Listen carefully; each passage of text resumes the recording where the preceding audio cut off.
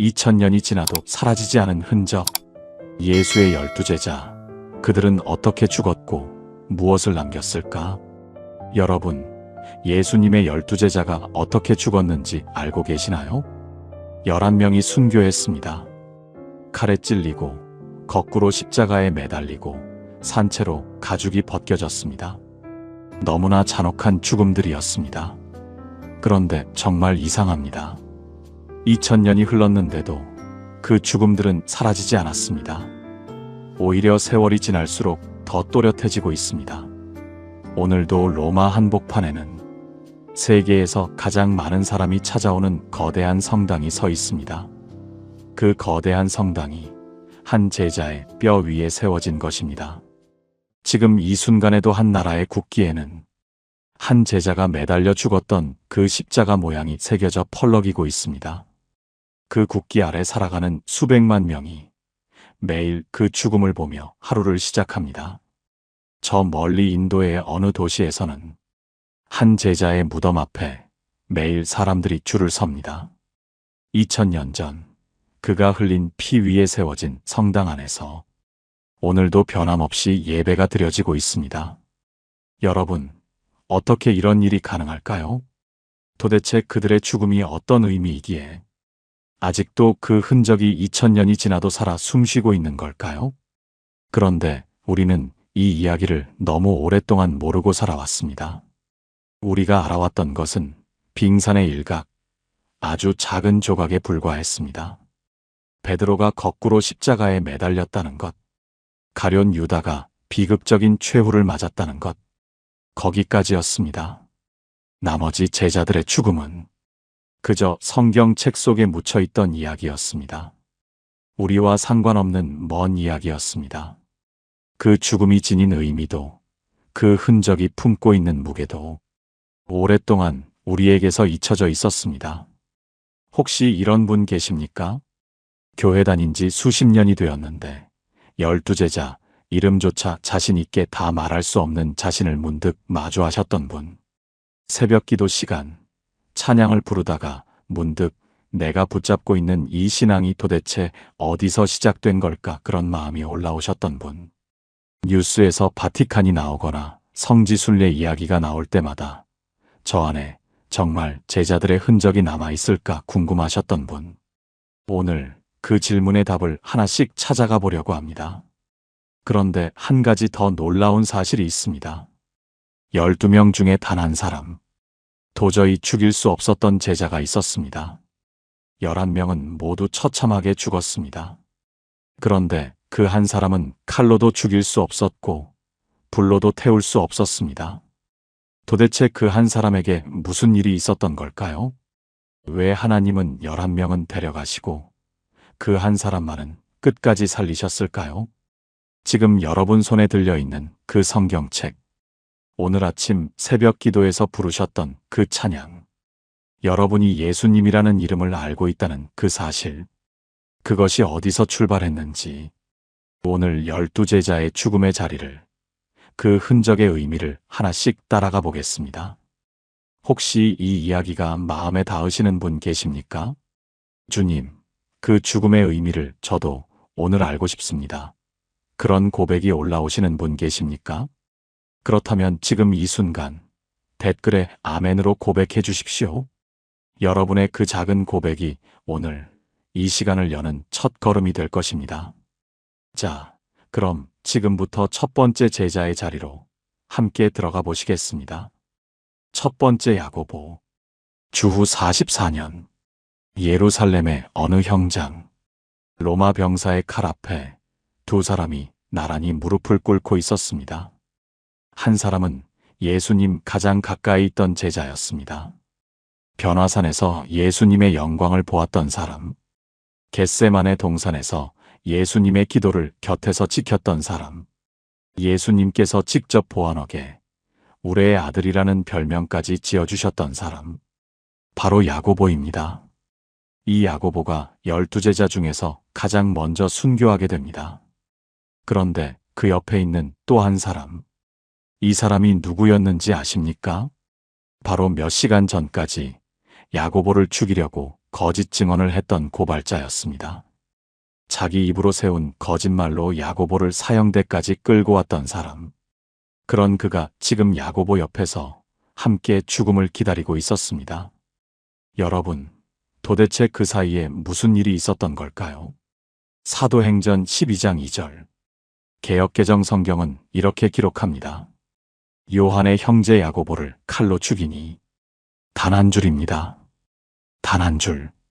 그런데 이 한 줄 뒤에 성경이 말하지 않은 놀라운 장면이 있었습니다.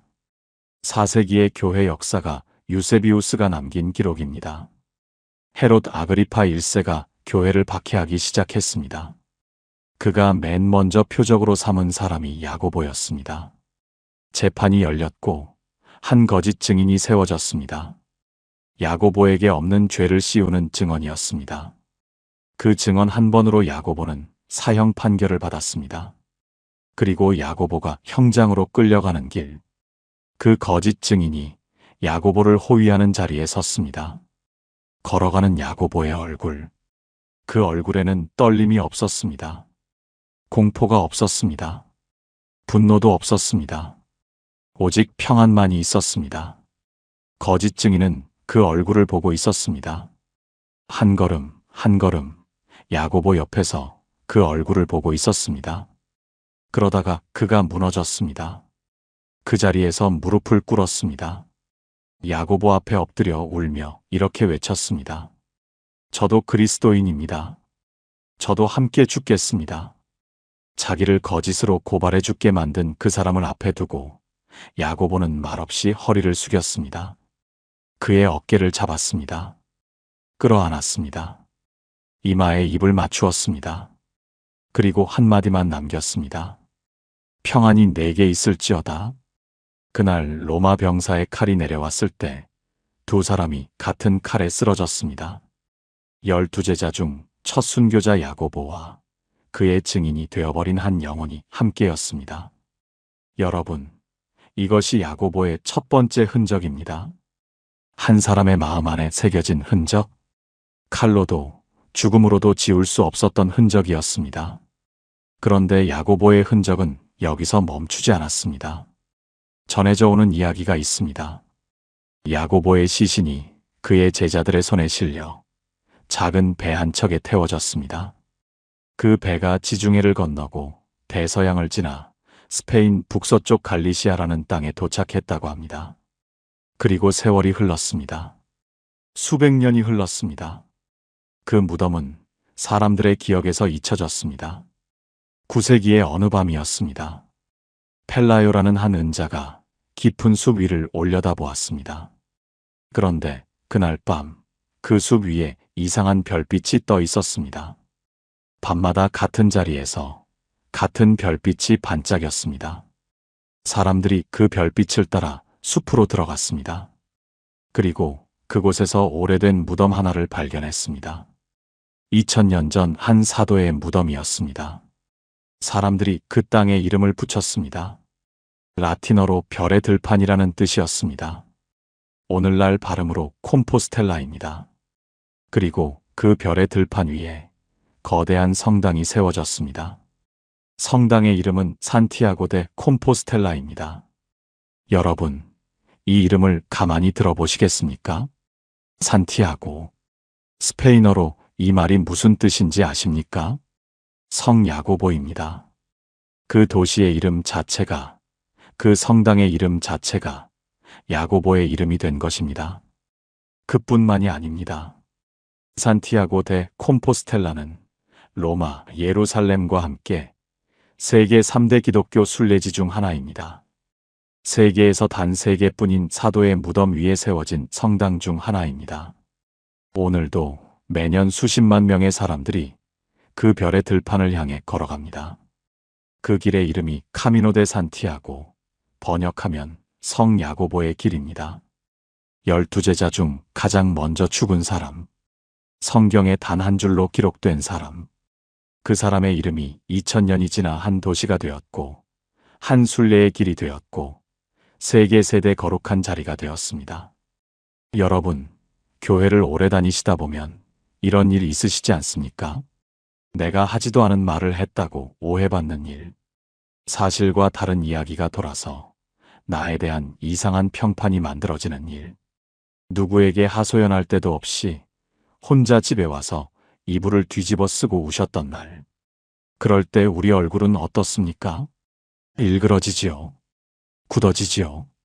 말이 점점 짧아지고 눈빛이 차가워집니다. 그런데 야고보는 달랐습니다. 자기를 죽음으로 몰아넣은 그 거짓 증인 옆에서 그 사람의 얼굴을 똑바로 보면서도 야고보의 얼굴에는 평안이 있었습니다. 그 평안 하나가 한 영혼을 살렸습니다. 그 평안 하나가 2000년이 지난 지금까지 살아 있습니다. 여러분, 어쩌면 오늘도 누군가가 여러분의 얼굴을 보고 있습니다. 같은 교회를 다니는 자매님이 아파트 엘리베이터에서 만나는 이웃이 식탁 건너편에 앉은 자녀가 여러분의 얼굴을 보고 있습니다. 여러분이 화날 만한 자리에서, 억울한 자리에서, 오해받는 자리에서 지어내는 그 얼굴 하나가, 그 평안 하나가 지금도 누군가의 영혼을 살리는 살아있는 흔적이 되고 있습니다. 오늘 이 시간 이후 누군가 여러분 앞에 있을 때 그 얼굴에 평안 한 가지를 담아 보시겠습니까? 함께 기도하시겠습니까?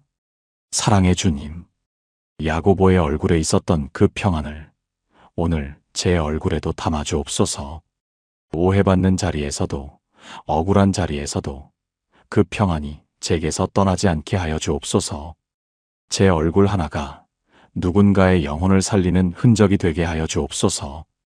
첫 순교자 야고보가 남긴 그 별빛이 오늘 제 삶 위에도 비치게 하여 주옵소서. 예수님의 이름으로 기도드립니다. 아멘.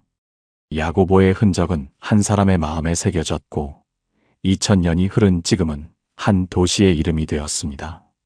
그런데 어떤 제자의 흔적은 땅 속에 묻혀 있다가 2000년 만에 세상으로 나왔습니다. 2011년 터키의 한 언덕에서 일어난 일이었습니다. 두 번째 빌립, 55년이었습니다. 한 사람의 흔적을 찾기 위해 고고학자들이 55년을 땅을 팠습니다. 1957년 이탈리아의 한 고고학 교수가 터키 남서쪽 언덕에 첫 삽을 꽂았습니다. 히에라폴리스라는 고대 도시의 폐허였습니다. 그 교수의 이름은 파올로 베르조네. 그의 손에는 오래된 문헌 하나가 들려 있었습니다. 그 문헌에는 이 땅 어딘가에 한 사도의 무덤이 있다고 적혀 있었습니다. 그러나 땅은 답을 주지 않았습니다. 10년이 흘렀습니다. 20년이 흘렀습니다. 30년이 흘렀습니다. 베르조네 교수는 세상을 떠났습니다. 그의 제자가 그 삽을 이어받았습니다. 프란체스코 단드리아 교수였습니다. 40년이 흘렀습니다. 50년이 흘렀습니다. 그리고 2011년 7월 단드리아 교수의 팀이 팔각형 순교 기념관 주변을 마지막으로 한 번 더 파고 있었습니다. 정확히 40야드, 한 36m 떨어진 자리에서였습니다. 그때 흙 아래에서 작은 교회 하나가 모습을 드러냈습니다. 그리고 그 교회 한가운데 1세기 로마식 돌무덤이 누워 있었습니다. 무덤 벽에는 글씨가 새겨져 있었습니다.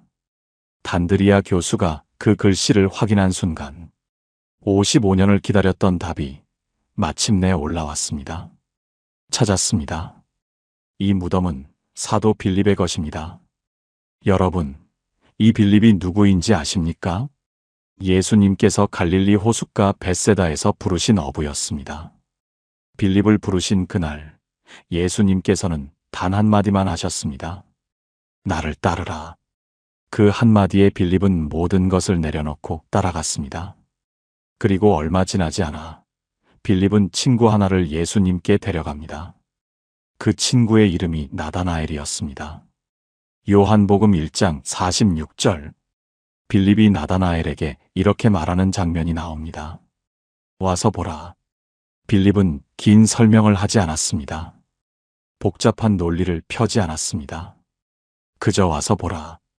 그 한마디로 한 영혼을 예수님 앞에 세웠습니다. 바로 이 빌립이 12제자의 이름이 나열되는 모든 성경 구절에 5번째로 등장합니다. 그런 빌립이 오순절 이후 어디로 갔을까요? 성령이 임하신 그날 이후 빌립은 소아시아, 오늘날 터키 땅으로 향했습니다. 그리고 히에라폴리스라는 도시에 도착했습니다. 이 도시에 한 가지 심각한 문제가 있었습니다. 도시 한복판에 거대한 신전이 있었는데 그 신전이 모시는 신이 뱀이었습니다. 사람들은 매일 그 뱀 신전 앞에 무릎을 꿇었습니다. 병이 나으려면 뱀에게 빌었고 자녀를 얻으려면 뱀에게 제물을 바쳤습니다. 빌립은 그 신전 앞에 섰습니다. 사람들이 모여들었습니다. 외국에서 온 한 노인이 신전 앞에서 무엇을 하려는지 구경하러 온 것이었습니다. 빌립은 손을 들어 하늘을 향해 기도했습니다. 긴 기도가 아니었습니다. 짧은 기도였습니다. 그런데 그 기도가 끝난 순간 신전 안에서 거대한 뱀이 숨을 거두고 말았습니다. 사람들이 놀라 서로 얼굴을 쳐다보았습니다. 자기들이 평생 섬겨왔던 그 신이 한 노인의 기도 앞에 죽어 있었습니다. 그날 히에라폴리스 사람들이 무리를 지어 예수님을 믿기 시작했습니다. 그러나 도시의 지도자들은 그 광경을 견디지 못했습니다. 자기들의 권력이, 자기들이 벌어들이던 돈이 한 사도의 기도 한 번에 무너지는 것을 참을 수 없었습니다. 그들이 빌립을 체포했습니다. 주후 80년경이었습니다. 빌립의 나이는 이미 많았습니다. 도시의 지도자들이 명령을 내렸습니다. 빌립을 십자가에 매달되 예수님과는 다른 방식으로 매달라. 거꾸로 매달라. 몇 년 뒤에 베드로도 로마에서 똑같은 방식으로 순교하게 됩니다. 그런데 빌립이 먼저였습니다. 거꾸로 매달린 빌립의 몸이 흔들릴 때마다 그의 얼굴이 하늘이 아닌 땅을 향했습니다. 그런데 그 얼굴이 본 것은 땅이 아니었습니다. 바로 그 땅에서 무릎을 꿇고 울며 기도하고 있는 히에라폴리스 사람들이었습니다. 몇 시간 전까지 뱀에게 빌던 사람들이 이제 하늘을 향해 기도하고 있었습니다. 빌립이 눈을 감은 그 자리 위에 사람들은 작은 기도의 자리를 만들었습니다. 그리고 수백 년이 지나면서 그 자리는 거대한 건물이 되었습니다. 팔각형 건물이었습니다. 여러분, 왜 하필 팔각형일까요? 초대 교회에서 8이라는 숫자는 특별한 의미였습니다. 7이 완성된 세상을 뜻했다면 8은 그 세상을 넘어선 영원과 부활을 뜻했습니다. 예수님께서 7째 날 안식하시고 8째 날 새로운 창조의 아침에 부활하셨기 때문입니다. 빌립의 무덤을 덮은 건물이 팔각형이라는 것은 이 자리가 죽음의 자리가 아니라 부활의 자리라는 고백이었습니다. 그리고 그 건물 주변에 28개의 작은 방이 세워졌습니다.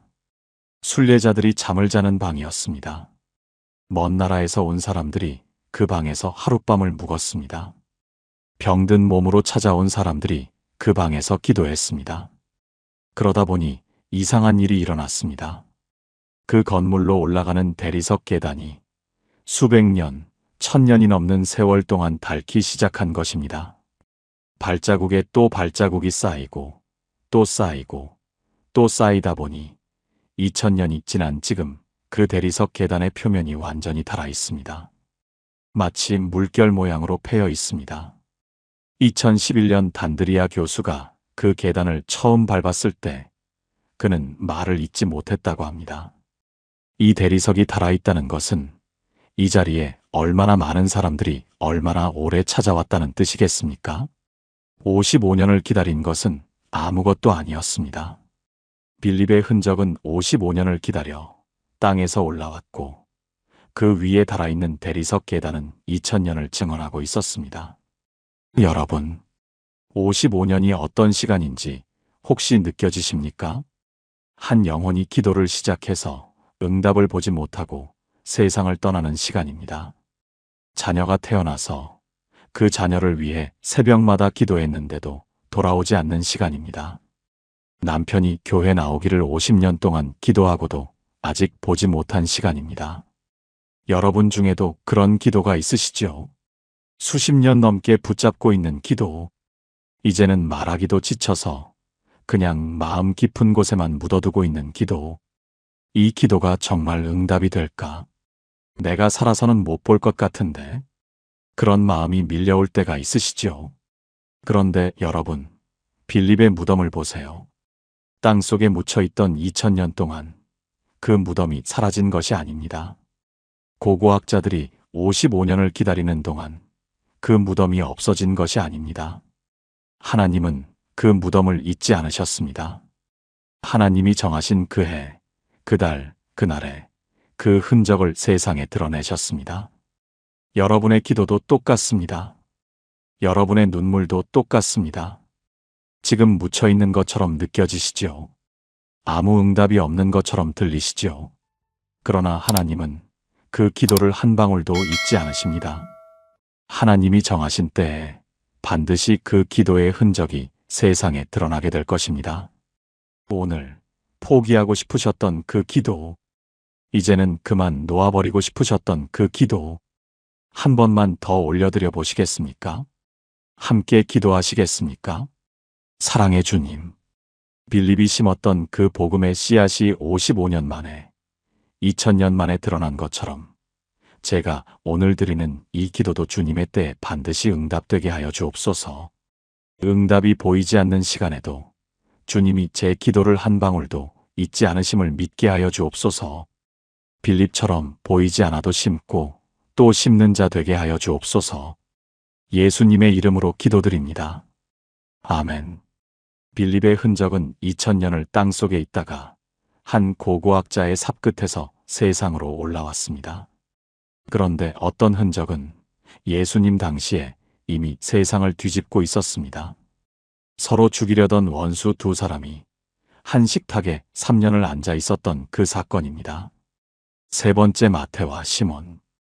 여러분이 예수님이라면 이런 두 사람을 한 식탁에 앉히실 수 있겠습니까? 한 사람은 로마 황제의 앞잡이였습니다. 자기 민족에게 세금을 걷어서 로마에 바치고 그중 얼마를 자기 주머니에 챙기던 사람이었습니다. 유대 사회에서 창녀보다 더 멸시받던 직업, 그것이 세리였습니다. 그런데 다른 한 사람은 바로 그 로마 황제를 암살하려던 사람이었습니다. 이스라엘 땅에 있던 민족주의 집단, 열심당원에 속했던 사람이었습니다. 열심당원이 누구인지 아십니까? 로마 군인이 혼자 골목길을 지나갈 때 단검으로 그 목을 그어버리던 사람들이었습니다. 로마에 협력하는 세리를 가장 먼저 처단 대상으로 삼던 집단이었습니다. 여러분, 이 두 사람을 한 식탁에 앉히시겠습니까? 예수님께서는 그렇게 하셨습니다. 세리의 이름은 마태입니다. 열심당원의 이름은 시몬입니다. 바로 이 두 사람이 12제자의 이름이 나열되는 복음서 9절마다 같은 목록에 이름이 올라와 있는 두 사람입니다. 마태복음 10장 3절부터 4절. 개역개정 성경이 그 명단을 이렇게 적었습니다. 도마와 세리, 마태와 알페오의 아들 야고보와 다데오, 가나안인 시몬과 가룟 유다. 여러분, 같은 줄에 이름이 올라와 있다는 말이 얼마나 놀라운 일인지 생각해 보신 적 있으십니까? 몇 달 전까지 서로 죽이려던 두 사람이 거리에서 마주치면 한 사람은 허리춤에 단검으로 손이 갔을 두 사람이 이제 같은 명단에 같은 제자의 자격으로 이름이 올라와 있었습니다. 3년이었습니다. 이 두 사람이 예수님을 따라다닌 그 시간이었습니다. 3년 동안 같은 길을 걸었습니다. 같은 빵을 나누었습니다. 같은 바닥에서 잠을 잤습니다. 첫날 저녁 예수님께서 저녁을 드시자고 하셨을 때 12명이 한 식탁에 둘러앉았을 때 마태와 시몬이 눈이 마주친 그 순간을 한번 떠올려 보시겠습니까? 시몬의 손은 아마도 몇 번이나 허리춤으로 갔을 겁니다. 이 자리에 이 세리가 있다는 사실이 평생의 신념과 맞서는 일이었을 겁니다. 마태의 등도 아마 땀에 젖었을 겁니다. 나를 가장 먼저 처단하려던 그 사람이 내 맞은편에 앉아 있다는 사실이 도저히 믿기지 않는 일이었을 겁니다. 그런데 예수님께서 빵을 떼시고 축복하셨습니다. 그 빵 한 조각이 마태에게 건네지고 또 한 조각이 시몬에게 건네졌습니다. 말없이 두 사람이 같은 빵을 먹었습니다. 그렇게 하루가 갔습니다. 한 달이 갔습니다. 1년이 갔습니다. 3년이 갔습니다. 3년이 지난 뒤에 성령이 임하셨을 때 마태와 시몬은 더 이상 세리와 열심당원이 아니었습니다. 이 두 사람은 이제 형제였습니다. 그리고 각자 다른 방향으로 자기 생명을 걸고 복음을 전하러 떠났습니다. 마태는 남쪽으로 향했습니다. 에티오피아 땅이었습니다. 그곳에서 마태는 복음을 전했고 왕의 딸 에피게니아라는 여인이 마태의 말씀을 듣고 자기 삶을 하나님께 드리기로 서원했습니다. 그런데 새 왕 히르타쿠스가 그 에피게니아와 결혼하려 했습니다. 에피게니아가 거절하자 히르타쿠스는 마태 때문이라며 분노했습니다. 주후 60년경이었습니다. 마태가 제단 앞에서 두 손을 들어 기도하고 있던 그 미사의 한복판, 왕이 보낸 한 병사가 뒤에서 다가왔습니다. 그 병사의 칼이 마태의 등을 찔렀습니다. 마태는 제단 앞에 엎드려 숨을 거두었습니다. 기도를 드리던 그 자세 그대로였습니다. 그러나 마태의 흔적은 여기서 끝나지 않았습니다. 여러분, 손에 지금 성경을 가지고 계시죠? 그 성경을 펼쳐보시면 신약 성경 맨 첫 번째 권에 무엇이 있습니까? 마태복음입니다. 12제자 중에 복음서를 직접 기록으로 남긴 사도, 그 사도가 바로 마태였습니다. 세리로 멸시받던 그 사람의 손이, 로마 동전을 세던 그 손이 2000년이 지난 오늘 전 세계 수십억 명의 손에 들린 성경의 맨 앞 페이지를 쓴 것입니다. 오늘도 에티오피아 정교회는 마태를 자기 교회의 설립자로 모시고 있습니다. 2000년이 지난 지금까지 그 땅에서 마태의 흔적이 살아 숨쉬고 있는 것입니다. 이번에는 시몬을 따라가 보시겠습니다. 시몬은 북동쪽으로 향했습니다. 페르시아 땅이었습니다. 유다 다데오라는 또 한 명의 제자와 함께였습니다. 주후 74년경 복음을 전하던 시몬이 체포되었습니다. 그리고 그 도시의 지도자들이 내린 형벌이 이것이었습니다. 톱으로 그 몸을 두 동강 내라. 로마 군인을 단검으로 죽이던 열심당원 시몬. 로마를 향해 칼을 들던 그 손을 가졌던 시몬. 그런 시몬이 예수님을 만난 후에는 페르시아 땅에서 자기 몸을 톱에 내어 주었습니다. 그것도 예수님 한 분 때문에였습니다. 시몬의 몸은 역사 속에 사라졌습니다. 그러나 그의 흔적은 사라지지 않았습니다. 여러분, 로마나 바티칸이나 유럽 어느 도시에 가셔서 오래된 성당에 들어가 보시면 그 벽에 12제자가 조각되어 있는 것을 보실 수 있습니다. 그중 한 제자의 손에는 특별한 물건이 들려 있습니다. 톱입니다.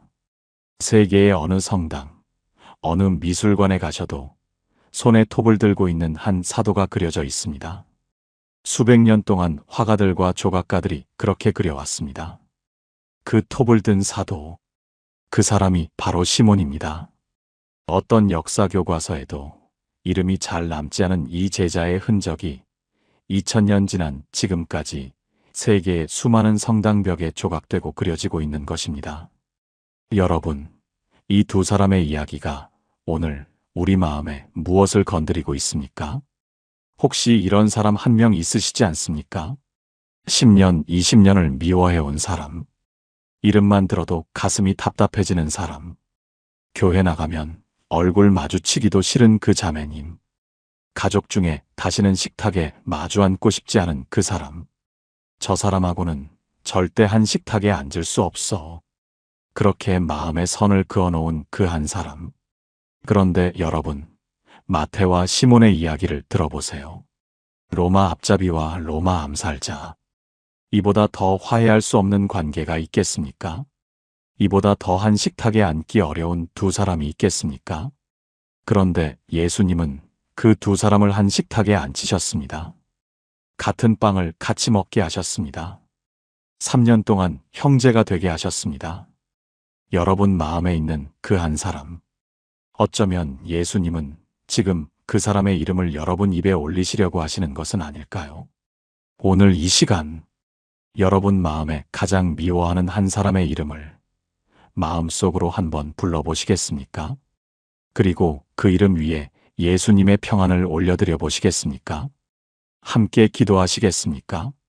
사랑의 주님, 세리 마태와 열심당원 시몬을 한 식탁에 앉히셨던 그 사랑이 오늘 제 마음에도 임하게 하여 주옵소서.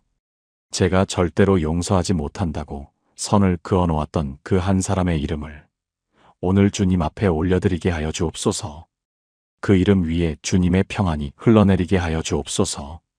저도 마태처럼, 시몬처럼 예수님 한 분 때문에 변화된 사람이 되게 하여 주옵소서.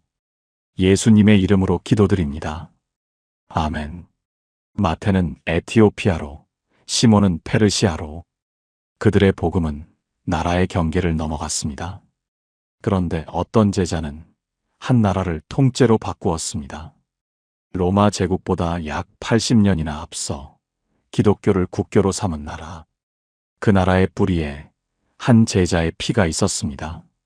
네 번째 바돌로메. 로마 제국이 기독교를 국교로 인정하기 약 80년 전. 그보다 먼저 아직 온 세계가 기독교를 박해하던 그 시대에 한 작은 나라가 세계 최초로 기독교를 국가의 종교로 삼았습니다. 지도에서 찾기도 쉽지 않은 작은 산악 국가였습니다. 오늘날에도 인구가 300만이 채 안 되는 나라입니다. 그 나라의 이름이 아르메니아입니다.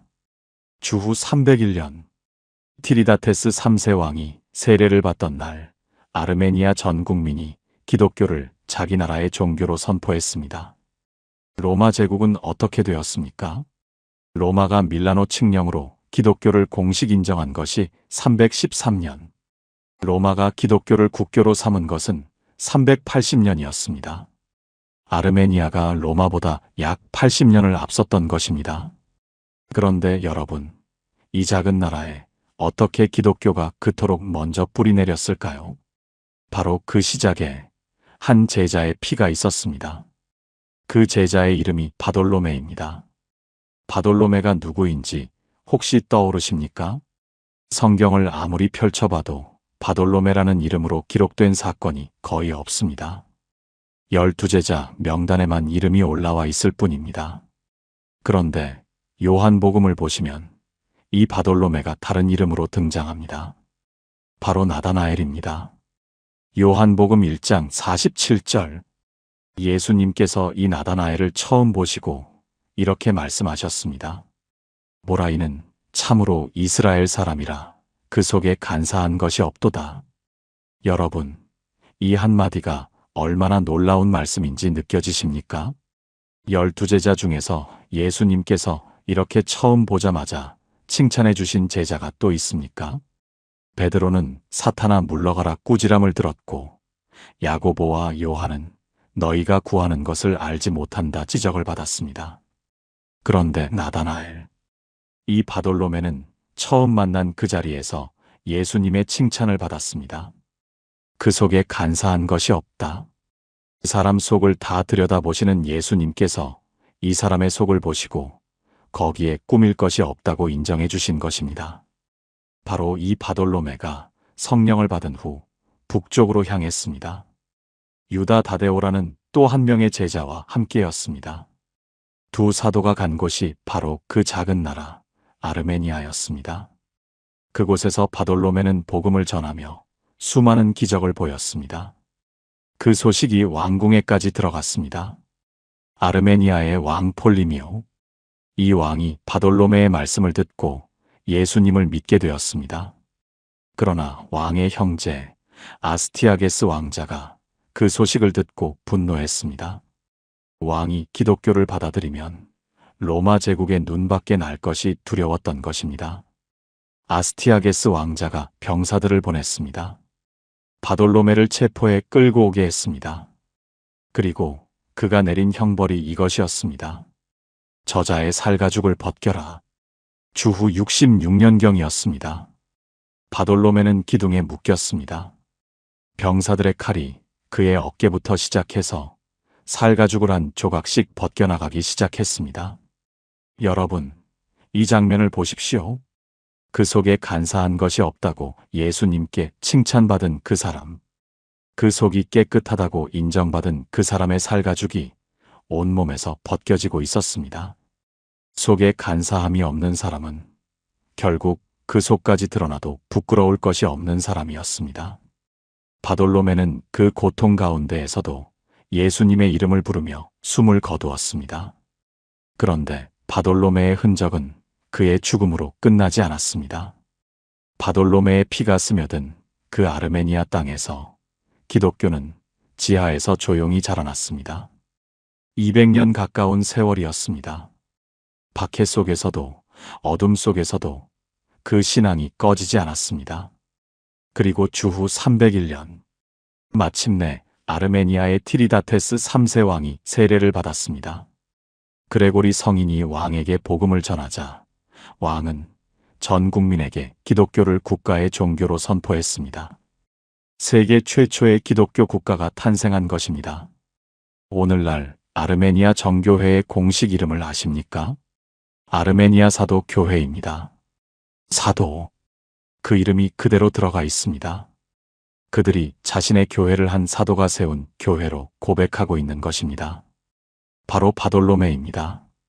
오늘날에도 아르메니아 국민의 97%가 기독교인입니다. 세계에서 기독교 비율이 가장 높은 나라 중 하나입니다. 한 제자의 피 한 방울이 한 나라의 영혼이 되었고, 그 나라는 2000년이 지난 지금까지 그 신앙을 지키고 있는 것입니다. 그런데 여러분, 바돌로메의 흔적은 여기서 한 번 더 이어집니다. 1541년, 바돌로메가 죽은 지 1500년이 지난 어느 해였습니다. 66세의 한 노인이 바티칸 시스티나 성당 재단 벽 앞에 서 있었습니다. 그의 이름은 미켈란젤로입니다. 르네상스 시대 최고의 예술가였습니다. 교황의 명령으로 그 벽에 최후의 심판이라는 거대한 벽화를 그리고 있었습니다. 5년이나 걸린 작업이었습니다. 이 벽화가 완성되었을 때 사람들이 그 그림 한복판을 보고 놀랐습니다. 예수님 바로 아래에 한 사도가 서 있었습니다. 그 사도의 한 손에는 칼이 들려 있었고 다른 한 손에는 자기 살가죽이 들려 있었습니다. 바돌로메였습니다. 미켈란젤로가 그린 바돌로메였습니다. 그런데 사람들이 그 가죽의 얼굴을 자세히 들여다보고 또 한 번 놀랐습니다. 그 축 늘어진 가죽의 얼굴. 그것은 다름 아닌 미켈란젤로 자신의 얼굴이었습니다. 66세의 대예술가가 바돌로메의 가죽 속에 자기 얼굴을 그려넣은 것입니다. 왜 그랬을까요? 미켈란젤로가 왜 자기 얼굴을 그 가죽에 넣었는지 미술사학자들은 지금도 논쟁합니다. 그러나 분명한 것 하나가 있습니다. 2000년 전의 산채로 가죽이 벗겨진 한 사도 앞에 르네상스 시대의 가장 위대한 예술가가 자기 자신을 그 가죽 속에 내어주었습니다. 바돌로메의 순교에 자신의 얼굴을 포개었습니다. 오늘도 바티칸, 그 한복판 시스티나 성당의 제단벽에 바돌로메의 가죽이 걸려 있습니다. 그 가죽 속에 미켈란젤로의 얼굴이 살아 있습니다. 여러분, 이제 이 바돌로메가 우리에게 무엇을 묻고 있습니까? 혹시 이런 마음을 주님 앞에 올려드리신 적 있으십니까? 주님, 제 속에 간사함이 많습니다. 사람 앞에서는 웃고 있는데 뒤에서는 판단하고 있습니다. 신앙이 깊은 척하지만 속으로는 비교하고 있습니다. 교회에서는 온화한 얼굴을 짓는데 집에 가면 날카로워집니다. 그런 부끄러움을 주님 앞에 가져가 보신 적 있으십니까? 그런데 여러분, 예수님께서 나다나엘을 처음 만나셨을 때 어떻게 하셨는지 기억해 보세요. 예수님은 그의 속을 다 알고 계셨습니다. 그가 무화과나무 아래에 있을 때부터 그의 속마음까지 다 들여다보고 계셨습니다. 그런데 꾸짖지 않으셨습니다. 부끄럽게 하지 않으셨습니다. 오히려 인정해 주셨습니다. 모라이는 참으로 이스라엘 사람이라. 그 속에 간사한 것이 없도다. 여러분, 예수님은 지금도 여러분을 그렇게 보고 계십니다. 여러분의 속을 다 아십니다. 숨기고 있는 그 생각들, 인정하기 부끄러운 그 마음들, 다 아십니다. 그런데도 예수님은 여러분을 꾸짖지 않으십니다. 부끄럽게 하지 않으십니다. 주님은 여러분을 이렇게 부르고 계십니다. 보라이는 참으로 내 사람이라. 내가 아는 내 자녀라. 오늘 주님 앞에 숨기고 있던 그 한 가지를 꺼내 보시겠습니까? 주님은 그 부끄러움을 꾸짖지 않으시고 나다나엘을 품으셨던 그 사랑으로 품어주실 것입니다. 함께 기도하시겠습니까?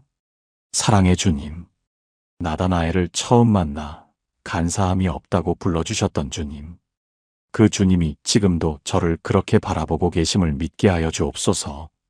제가 사람 앞에서 짓는 얼굴과 속마음의 차이를 오늘 주님 앞에 꺼내어 놓습니다. 바돌로메가 산채로 가죽을 내어주었던 것처럼 저도 주님 앞에서 제 속을 다 열어 보여드리게 하여 주옵소서. 주님의 사랑 안에서 꾸밈없는 사람으로 살게 하여 주옵소서. 예수님의 이름으로 기도드립니다. 아멘. 바돌로메의 흔적은 한 나라의 영혼이 되었고 르네상스 최고 예술가의 얼굴 속에 들어갔습니다. 그런데 어떤 제자의 흔적은 지구 반대편까지 갔습니다. 당시 사람들이 세상 끝이라고 여기던 그 땅, 인도였습니다. 그 제자의 이름을 들으시면 깜짝 놀라실 것입니다. 바로 그 의심 많던 제자였습니다. 5번째 도마. 12제자 중에서 가장 먼 땅까지 복음을 가지고 간 사도가 누구였는지 아십니까? 이 지구 한 바퀴를 놓고 보면 예수님이 십자가에 달리셨던 예루살렘에서 가장 멀리까지 달려간 사도가 한 사람 있습니다. 그런데 여러분, 놀라운 사실이 하나 있습니다. 그 제자는 12제자 중에서 가장 의심이 많던 사람이었습니다. 바로 도마입니다. 여러분, 도마하면 어떤 장면이 가장 먼저 떠오르십니까? 아마도 요한복음 20장 25절에 그 유명한 장면일 겁니다. 부활하신 예수님께서 제자들에게 나타나셨을 때 도마는 그 자리에 없었습니다. 나머지 10제자가 우리가 주를 보았다고 전했을 때 도마는 이렇게 말합니다. 내가 그 손의 못자국을 보며 내 손가락을 그 못자국에 넣으며 내 손을 그 옆구리에 넣어보지 않고는 믿지 아니하겠노라. 여러분, 이 말이 얼마나 단단한 말인지 들어보세요. 내가 눈으로 보지 않으면 안 믿겠다. 내가 손으로 만져보지 않으면 안 믿겠다. 다른 제자들이 아무리 말해도 안 믿겠다. 이렇게 단단한 의심을 품었던 제자가 도마였습니다. 그런데 8일 뒤였습니다. 예수님께서 다시 제자들에게 나타나셨습니다. 이번에는 도마도 그 자리에 있었습니다. 그리고 예수님께서 도마에게 이렇게 말씀하셨습니다. 내 손가락을 이리 내밀어 내 손을 보고 내 손을 내밀어 내 옆구리에 넣어보라. 여러분, 이 장면이 얼마나 놀라운지 느껴지십니까? 예수님의 부활하신 그 몸. 그런데 그 몸에 십자가의 상처가 아직도 그대로 있었습니다. 못자국이 아직도 있었습니다. 옆구리의 상처가 아직도 있었습니다. 예수님은 그 상처를 다 아물게 하지 않으시고 그대로 남겨두셨습니다. 오직 한 사람, 도마를 위해서였습니다. 내 손가락을 내 못자국에 넣어보아라. 이 한마디에 도마는 무너졌습니다. 요한복음 20장 28절. 도마의 고백이 성경에 이렇게 기록되어 있습니다. 나의 주님이시요 나의 하나님이시니이다. 이것이 신약 성경 전체에서 예수님을 향한 가장 강력한 고백 중 하나입니다. 가장 의심 많던 사람이 가장 강력한 고백을 한 사람이 된 것입니다. 그런데 여러분, 도마의 이야기는 여기서 끝이 아닙니다. 성령이 임하신 그날 이후 도마는 동쪽으로 걷기 시작했습니다.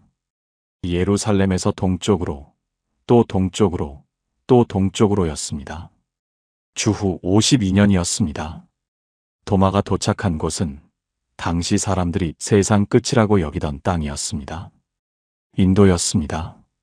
그리고 20년을 그 땅에서 복음을 전했습니다. 남부 해안가 마을에서 시작해서 산을 넘고 강을 건너 인도 전역으로 퍼져나갔습니다. 수많은 사람이 예수님을 믿게 되었습니다. 그러나 그 땅의 사제들이 분노했습니다. 자기들이 섬기던 신들을 버리고 예수님을 믿는 사람들이 늘어나자 그들이 도마를 처단하기로 결정했습니다. 주후 72년 12월 21일 도마가 인도 남부의 한 산 위에서 기도하고 있었습니다. 오늘날 첸나이라는 도시 근처의 그 산, 지금 이름이 성 토마스 산입니다. 사제들이 창을 들고 도마에게 다가왔습니다. 그리고 그 창으로 도마의 등을 찔렀습니다. 도마는 그 자리에서 숨을 거두었습니다. 예수님의 옆구리에 손을 넣었던 그 도마가 이번에는 자기 옆구리에 창을 받고 주님 곁으로 갔습니다. 그런데 여러분, 도마의 흔적은 그의 죽음으로 끝나지 않았습니다. 도마의 제자들이 그 시신을 밀라포르, 오늘날 첸나이 시내에 매장했습니다. 그리고 수백 년이 흐르고 또 수백 년이 흘렀습니다. 주후 1292년이었습니다. 한 유명한 탐험가가 중국에서 귀국하는 길에 인도 남부에 들렀습니다. 그의 이름이 마르코 폴로입니다. 세계 역사상 가장 유명한 탐험가. 그가 귀국길에 일부러 찾아간 곳이 바로 도마의 무덤이었습니다. 그리고 그 무덤 앞에서 무릎을 꿇었습니다. 마르코 폴로가 자기 여행기에 이렇게 기록했습니다. 순례자들이 이 자리에서 흙을 가져다가 병든 자에게 나누어 준다.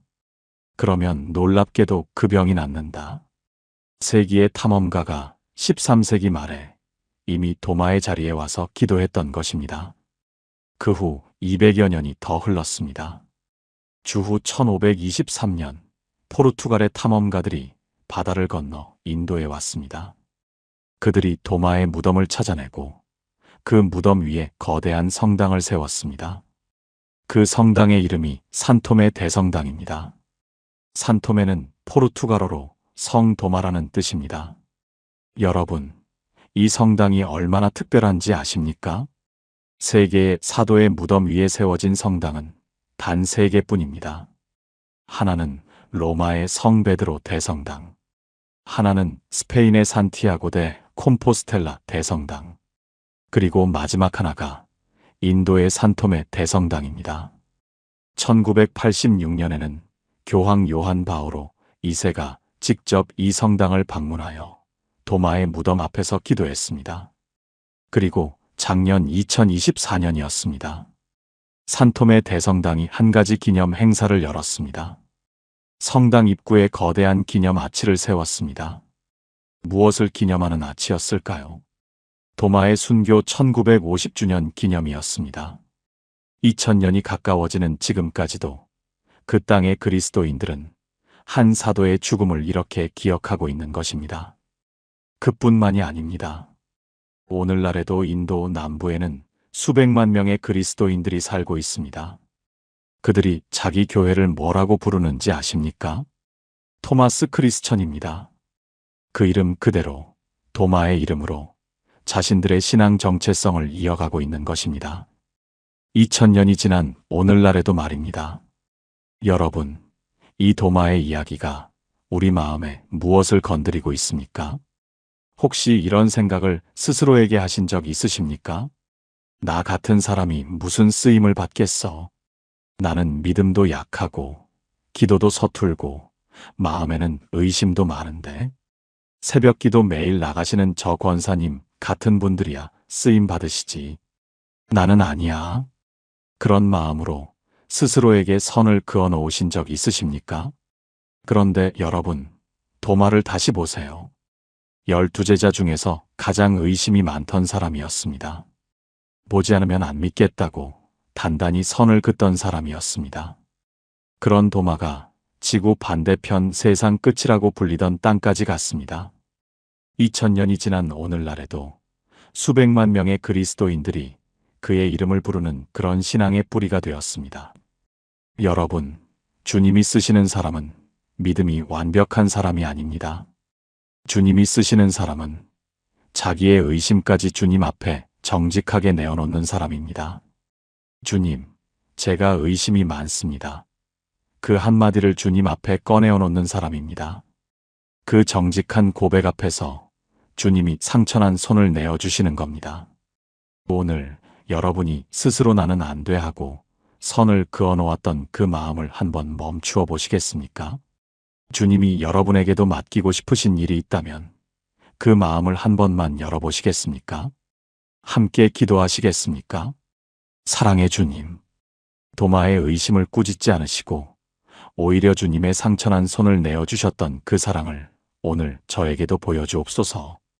제 마음의 의심을 더 이상 숨기지 않고 주님 앞에 정직하게 꺼내어놓게 하여 주옵소서.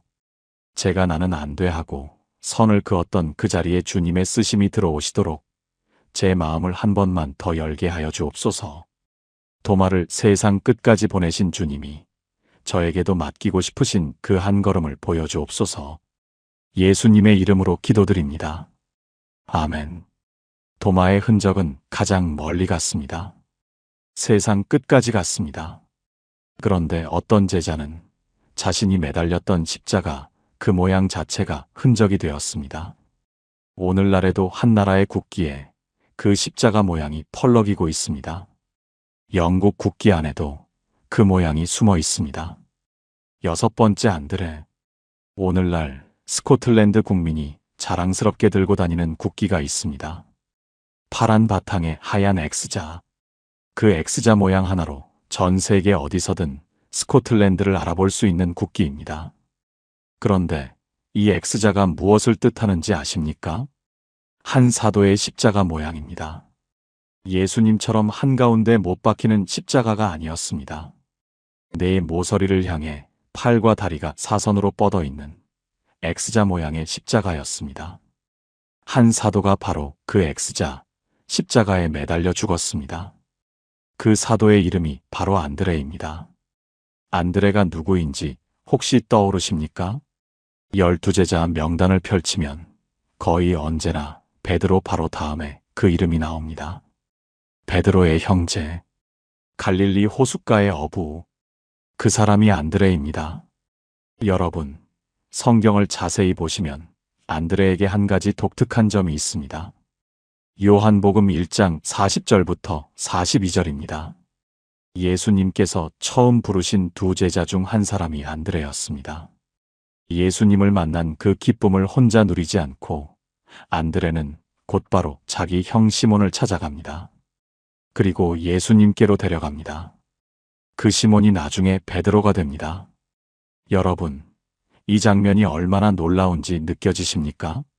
베드로, 초대교회의 반석, 예수님의 수제자, 로마에서 순교하여 세계에서 가장 큰 성당이 그 위에 세워진 사도, 그 베드로를 처음 예수님께 데려간 사람이 바로 안드레였습니다. 안드레가 없었다면 어땠을까요? 베드로는 어쩌면 갈릴리 호숫가에서 물고기만 잡다가 삶을 마쳤을지도 모릅니다. 안드레는 평생 이 자리에 섰습니다. 누군가를 예수님 앞으로 데려가는 자리, 그리고 자기는 뒤로 물러서는 자리였습니다. 요한복음 6장에서도 안드레의 이름이 다시 나옵니다. 오병이어의 기적을 기억하십니까? 그 기적이 시작될 때 나오는 말씀이 이것입니다. 여기 한 아이가 있어 보리떡 5개와 물고기 2마리를 가졌나이다. 이 말을 예수님께 건넨 사람이 안드레였습니다. 군중 속에 숨어있던 한 어린아이를 찾아내어 그 아이의 작은 도시락을 예수님 앞에 가져다 놓은 사람이 안드레였습니다. 그 도시락 하나가 5,000명을 먹이는 기적의 재료가 되었습니다. 여러분, 기적은 예수님이 행하셨지요. 그런데 그 기적이 시작되게 한 작은 시작점에 안드레의 뒷자리가 있었습니다. 안드레의 인생이 그러했습니다. 베드로를 데려오고 한 아이를 데려오고 자기는 늘 뒤로 서는 사람이었습니다. 그런 안드레가 성령을 받은 후 어디로 갔을까요? 흑해와 그리스 지역이었습니다. 오랜 세월 그 땅에서 복음을 전했습니다. 수많은 사람이 예수님을 믿게 되었습니다. 그리고 주후 60년경이었습니다. 그리스 파트라스라는 도시였습니다. 그곳에 로마 총독 아이게아테스가 안드레를 체포했습니다. 자기 아내가 예수님을 믿게 된 것에 분노한 것입니다. 안드레에게 사형 판결이 내려졌습니다. 십자가형이었습니다. 그런데 안드레가 형 집행 전에 한 가지 청을 올렸습니다. 저를 예수님께서 달리셨던 그 십자가에 매달지 말아 주십시오. 저는 그 십자가에 매달릴 가치가 없는 사람입니다. X자 모양의 십자가에 저를 매달아 주십시오. 여러분, 이 한마디가 얼마나 깊은 고백인지 들어보세요. 저는 주님과 같지 않습니다. 저는 주님이 매달리셨던 그 자리에 설 자격이 없는 사람입니다. 로마 병사들이 안드레의 청을 들어주었습니다. X자 모양의 나무 기둥에 안드레를 매달았습니다. 그런데 놀라운 일이 일어났습니다. 안드레가 그 X자 십자가에 매달린 채로 무려 이틀 동안이나 숨이 붙어 있었던 것입니다. 그리고 그 이틀 동안 안드레는 자기 주위에 모여든 군중들에게 쉬지 않고 예수님의 복음을 전했습니다. 숨이 끊어지는 그 순간까지였습니다. 그런데 여러분, 안드레의 흔적은 그의 죽음으로 끝나지 않았습니다. 800년의 세월이 흐릅니다. 주후 832년, 이번에는 유럽의 북쪽 끝 스코틀랜드 땅에서의 일이었습니다. 픽트족의 왕 앙구스라는 사람이 거대한 적군에 쫓기고 있었습니다. 노선부리아에서 온 군대였습니다. 숫자가 압도적으로 많았습니다. 전투 전날 밤, 앙구스 왕이 풀밭에 무릎을 꿇었습니다. 하나님께 살려달라고 기도했습니다. 그날 밤 그의 꿈에 한 사도가 나타났습니다. 바로 안드레였습니다. 안드레가 앙구스에게 이렇게 말했습니다. 내일 너에게 승리를 주리라. 다음 날 아침이었습니다. 두 군대가 벌판에서 마주 섰습니다. 그 순간 하늘이 이상해졌습니다. 파란 하늘에 흰 구름이 뭉쳐지기 시작했습니다. 그런데 그 구름이 한 모양으로 또렷이 그려졌습니다. X자였습니다.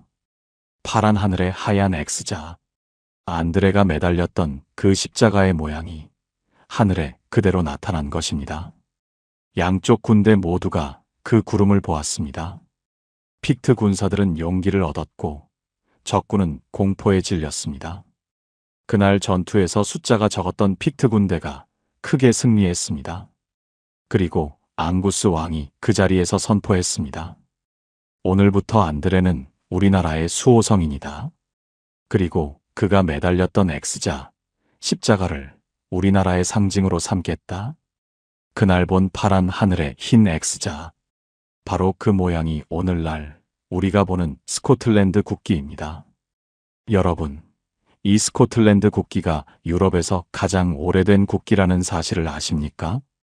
세계의 수많은 국기 중에서 한 사도의 십자가 모양을 그대로 담고 있는 국기. 그것이 바로 스코틀랜드 국기입니다. 그런데 이야기가 여기서 한 번 더 이어집니다. 1606년이었습니다. 영국 왕 제임스가 스코틀랜드와 잉글랜드를 하나로 합칩니다. 그때 두 나라의 국기를 겹쳐서 새로운 국기를 만들었습니다. 스코틀랜드의 X자, 안드레 십자가, 잉글랜드의 세인트 조지 십자가. 이 두 십자가를 포갠 그 국기가 오늘 우리가 흔히 영국 국기로 알고 있는 유니언잭입니다. 여러분, 영국 국기를 한번 머릿속에 떠올려 보시겠습니까? 빨갛고 파란 바탕에 X자와 십자가가 겹쳐져 있는 그 국기. 그 안에 안드레의 X자가 오늘날에도 살아있는 것입니다. 그뿐만이 아닙니다. 오늘날에도 5나라가 안드레를 자기 나라의 수호성인으로 모시고 있습니다. 스코틀랜드, 러시아, 루마니아, 우크라이나, 그리스. 한 사도의 흔적이 이렇게 5나라에 동시에 퍼져 있는 경우는 역사상 흔치 않은 일입니다. 평생 뒷자리에 섰던 사람. 저는 주님과 같은 자리에 설 가치가 없다며 X자를 선택한 사람. 그 사람의 겸손이 2000년이 지난 지금 여러 나라의 자랑이 되어 있는 것입니다. 여러분, 이 안드레의 이야기가 우리 마음에 무엇을 건드리고 있습니까? 안드레에게는 한 가지 공통점이 있었습니다. 베드로를 예수님께 데려왔지만 주목받은 사람은 베드로였습니다. 오병이어의 아이를 데려왔지만 기적을 행하신 분은 예수님이셨습니다. 죽음 앞에서도 저는 주님과 같지 않습니다. 고백하며 뒤로 물러섰습니다. 안드레는 평생 연결자로 살았고 뒷자리의 사람으로 살았습니다. 여러분 중에도 이렇게 살아오신 분 계시지 않습니까? 자녀를 위해 평생 기도하셨지만 자녀가 받는 축복을 기뻐하며 뒤에 서 계신 어머니, 남편이 교회에서 직분을 받을 때 그 뒤에서 보이지 않게 뒷바라지 하신 아내, 교회 주방에서 10년, 20년을 묵묵히 밥을 퍼주셨는데 아무도 그 수고를 알아주지 않는 집사님. 그럴 때 이런 마음이 올라오시죠. 내가 하는 일은 아무도 알아주지 않는구나. 나는 그냥 뒷자리 인생이구나. 그런데 여러분, 안드레를 보세요. 평생 뒷자리에 섰던 그 사람이 2000년이 지난 오늘날 5나라의 자랑이 되었습니다. 그가 겸손히 선택한 그 X자가 유럽에서 가장 오래된 국기가 되었습니다. 주님은 여러분의 그 뒷자리를 한순간도 잊지 않으십니다. 아무도 알아주지 않는 그 섬김을 주님이 가장 먼저 알아보고 계십니다. 그 뒷자리야말로 주님 앞에서 가장 환히 빛나는 자리입니다. 오늘 아무도 알아주지 않는 그 자리에서 섬기는 그 한 가지를 포기하지 마시겠습니까? 그 뒷자리의 섬김이 주님 앞에서 어떻게 기억되고 있는지 한 번만 더 믿어보시겠습니까?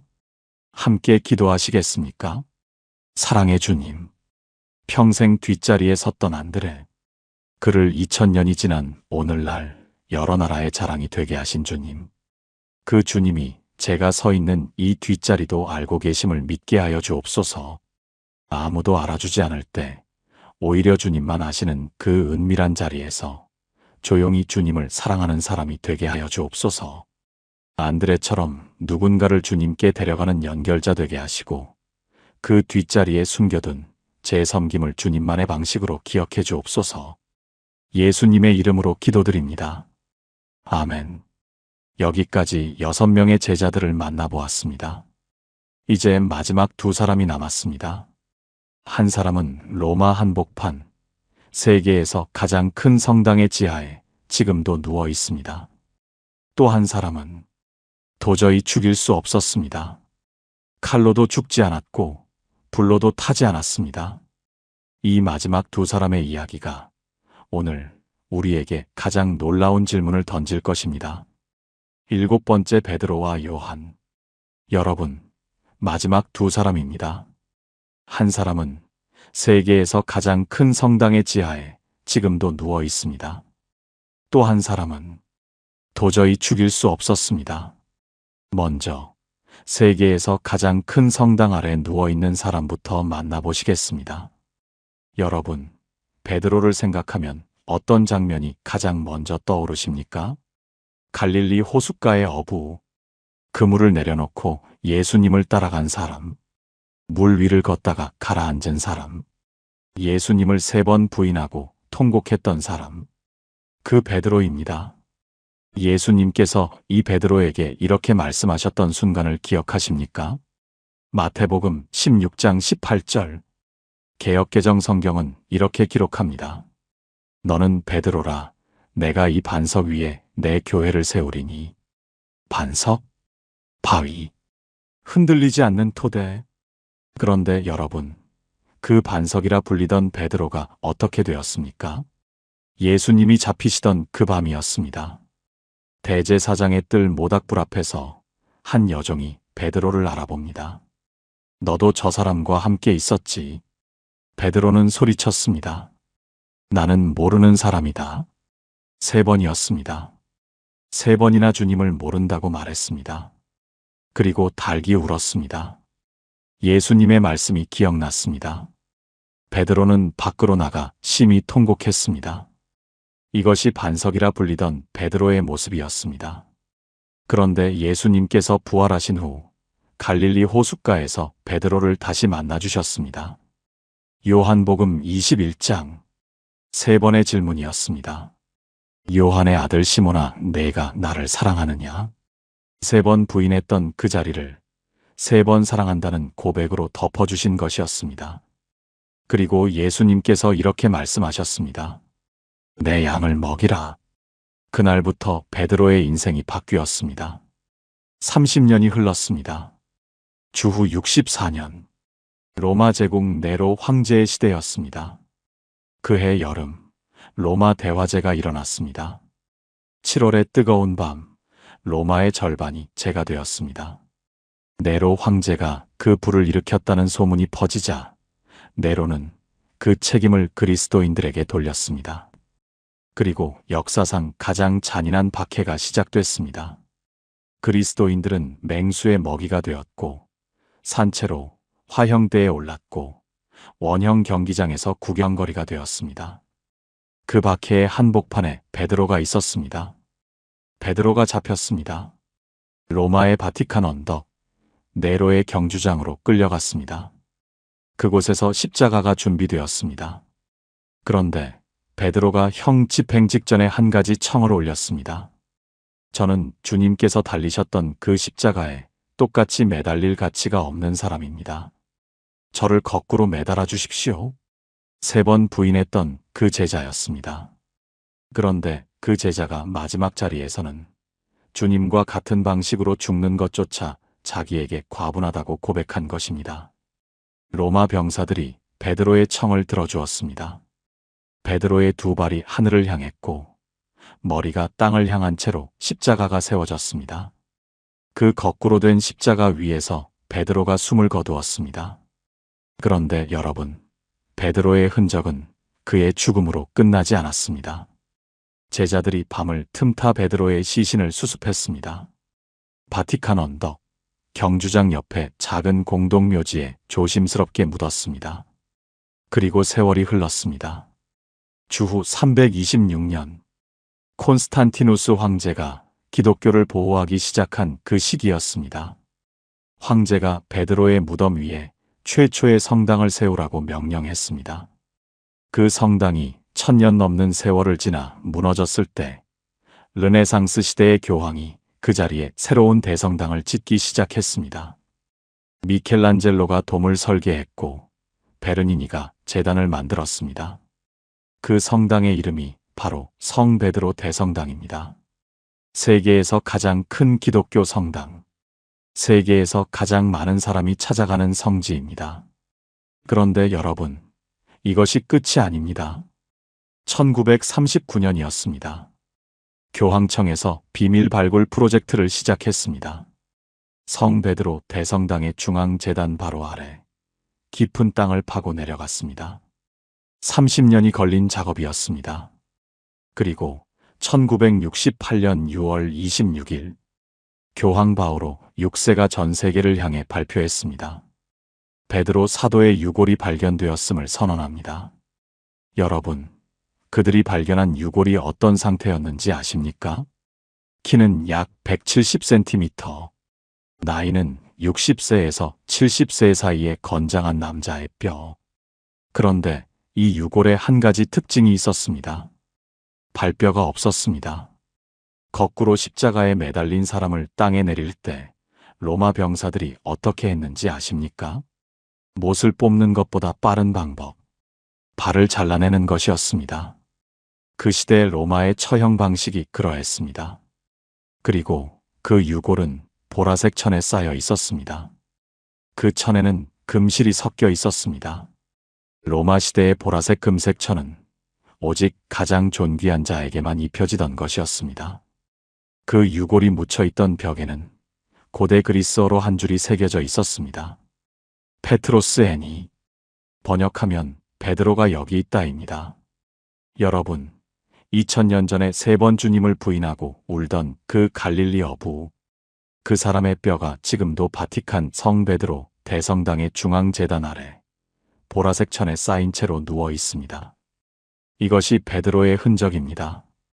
그런데 여러분, 마지막 한 제자가 남았습니다. 12명 중에서 단 한 사람, 도저히 죽일 수 없었던 제자가 있었습니다. 그의 이름이 요한입니다. 요한이 누구였는지 아십니까?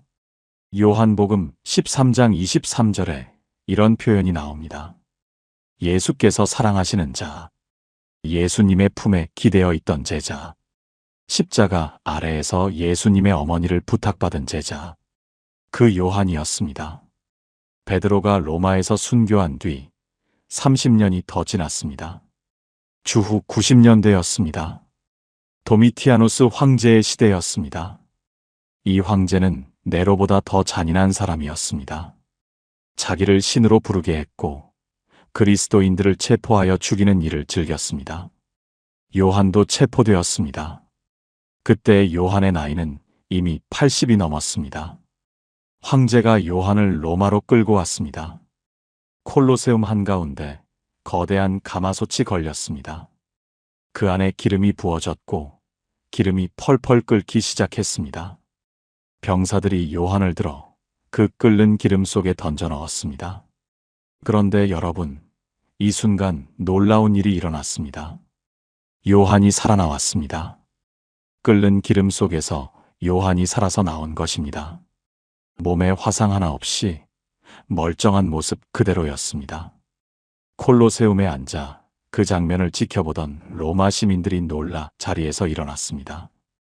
그 자리에서 수많은 사람이 예수님을 믿게 되었다고 전해집니다. 황제는 더 분노했습니다. 이번에는 독약을 먹였습니다. 그런데 요한은 그 독약을 마시고도 죽지 않았습니다. 결국 황제가 요한을 에게해의 한 작은 섬으로 유배 보냈습니다. 그 섬의 이름이 바로 patmos섬, 오늘날 파트모스 섬입니다. 그 섬의 동굴에서였습니다. 요한이 기도하던 중 하늘이 열리고 예수님께서 나타나셨습니다. 그리고 요한에게 계시를 주셨습니다. 내가 본 것과 지금 있는 일과 장차 될 일을 기록하라. 그날 patmos섬 동굴에서 요한이 기록한 그 책이 바로 신약 성경의 마지막 책, 요한계시록입니다. 세월이 더 흘렀습니다. 도미티아누스 황제가 죽자 요한은 풀려났습니다. 에베소로 돌아와서 교회를 돌보며 마지막 생애를 보냈습니다. 그리고 주후 100년경 요한이 평안히 눈을 감았습니다. 12제자 중에 유일하게 순교하지 않고 자연사로 주님 곁으로 간 사람이었습니다. 11명의 제자는 각자의 피로 복음을 증언했습니다. 그런데 요한 한 사람, 이 사람은 자기 손으로 복음을 기록했습니다. 여러분, 오늘 여러분 손에 들려있는 성경을 펼쳐보세요. 신약 27권 중에 요한이 쓴 책이 몇 권인지 아십니까? 요한복음, 요한1서, 요한2서, 요한3서, 요한계시록 5권입니다. 신약 성경의 5권이 요한 한 사람의 손에서 나왔습니다. 만약 도미티아누스 황제의 끓는 기름이 요한을 태워버렸다면 우리는 요한복음을 읽지 못했을 것입니다. 태초에 말씀이 계시니라를 들을 수 없었을 것입니다. 요한계시록의 어린 양의 혼인잔치를 알 수 없었을 것입니다. 그런데 하나님이 요한을 살리셨습니다.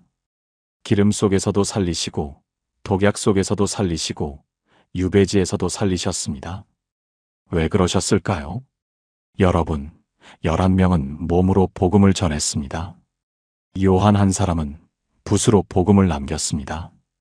하나님은 두 가지 길을 동시에 쓰신 것입니다. 여러분, 이제 이 영상의 처음을 기억해 보세요. 도대체 그들의 죽음이 어떤 의미이기에 그 흔적이 2000년이 지나도 살아 숨쉬고 있을까? 이제 그 답이 보이시지요? 11명은 자기 몸으로 복음의 흔적을 세상에 새겼습니다. 한 명은 자기 손으로 복음을 기록하여 세상에 남겼습니다. 그래서 2000년이 지난 오늘날에도 여러분 손에 성경이 들려있는 것입니다. 여러분이 예수님이라는 이름을 알고 있는 것입니다. 여러분이 오늘 이 자리에 앉아 있는 것입니다. 여러분, 오늘 이 마지막 이야기를 들으시면서 이런 마음이 들지 않으십니까? 하나님이 나에게도 맡기신 자리가 있을까? 내가 주님께 드릴 수 있는 것이 있을까? 여러분, 베드로의 몸이 있었습니다. 요한의 붓이 있었습니다. 여러분에게는 여러분의 것이 있습니다. 누군가에게는 말로 복음을 전하는 자리입니다. 누군가에게는 기도로 가족을 덮는 자리입니다. 누군가에게는 눈물로 교회를 지켜내는 자리입니다. 누군가에게는 손으로 섬기는 주방의 자리입니다. 주님이 여러분 각자에게 맡기신 그 자리가 있습니다. 오늘 여러분이 서 있는 그 자리, 주님께 올려드릴 수 있는 그 한 가지를 한번 생각해 보시겠습니까? 함께 기도하시겠습니까? 사랑의 주님, 베드로의 몸을 통해 세계에서 가장 큰 성당을 세우시고 요한의 손을 통해 신약 성경 5권을 주신 주님, 그 주님이 오늘 저에게도 맡기신 자리가 있음을 믿게 하여 주옵소서. 제 몸이든 제 손이든 제 눈물이든 제 기도든 주님 앞에 올려드릴 수 있는 그 한 가지를 오늘 발견하게 하여 주옵소서. 11명의 피와 1명의 붓으로 이어져 온 이 복음의 흔적이 저에게도 흐르고 있음을 기억하며 살게 하여 주옵소서. 예수님의 이름으로 기도드립니다. 아멘. 통합 기도문. 사랑의 주님, 지금부터 2000년 전 12제자가 흘린 그 피와 그 땀과 그 눈물로 오늘 저에게 복음이 전해졌음을 고백합니다. 성경에 단 한 줄로 기록된 야고보가 칼 앞에서 평안을 잃지 않았기에 한 영혼이 살았고 한 도시의 이름이 되었습니다. 빌립의 흔적이 2000년을 땅속에 잠자다가 마침내 세상에 드러났습니다. 주님이 시간을 잊지 않으시는 분이심을 오늘 다시 믿습니다. 마태와 시몬, 로마 앞잡이와 로마 암살자, 서로를 죽이려던 두 사람을 한 식탁에 앉히신 주님의 사랑이 오늘 제 안에도 임하시기를 간구합니다.